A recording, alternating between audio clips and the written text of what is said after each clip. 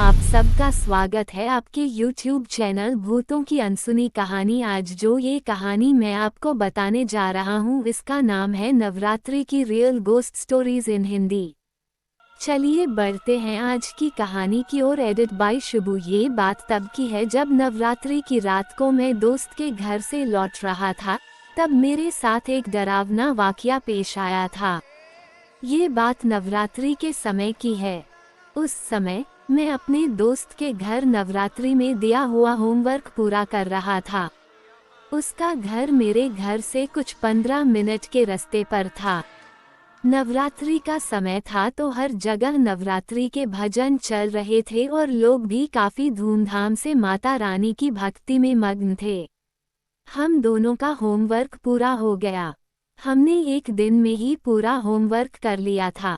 जिस समय हमारा होमवर्क पूरा हुआ उस समय रात के 11 बज रहे थे।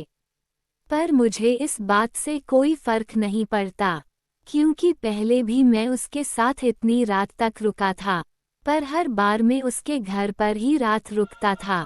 पर आज मुझे घर जाना था तो मैंने अपना सारा सामान उठाया और उससे बाय कहकर मैं अपने घर की ओर निकल गया। रात काफी हो जाने के कारण आसपास चहलकदमी बिल्कुल नहीं थी, पर मुझे इस बात से कोई फर्क नहीं पड़ रहा था और मैं अपने घर की ओर बढ़े जा रहा था। तब मेरे सामने दो रास्ते आए।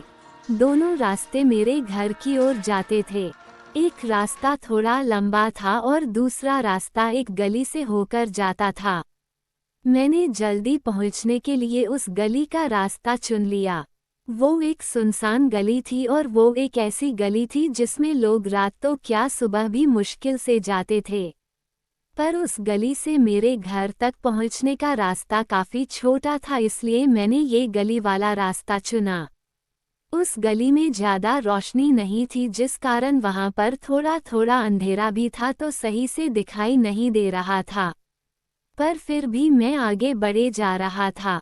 थोड़ी दूरी पर जाने पर मैंने देखा कि मेरे सामने कोई खड़ा है।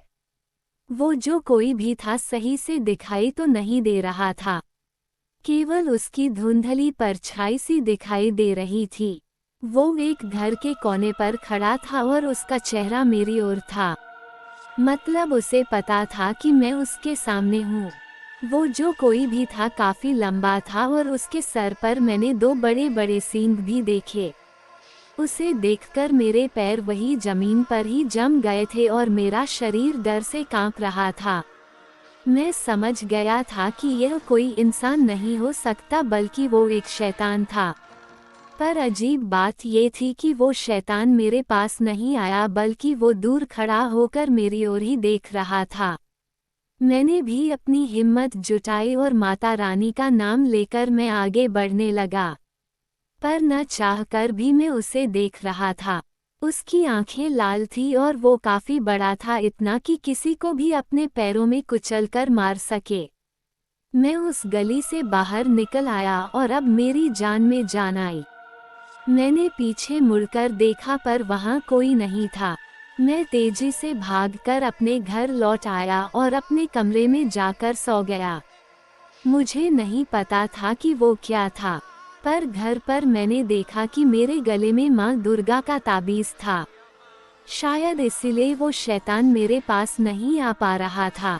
मुझे मेरी दादी की भी बात याद आई कि त्योहारों पर अच्छी ताकतों के साथ बुरी ताकतें भी इस दुनिया में भटकती है।